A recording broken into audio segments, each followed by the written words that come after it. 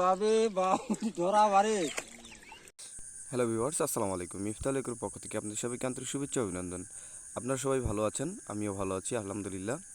তো আজকে আমরা যাচ্ছি শহর মামা সহ আমাদের যে চায়না জালগুলো আছে সেগুলো ঝাড়তে।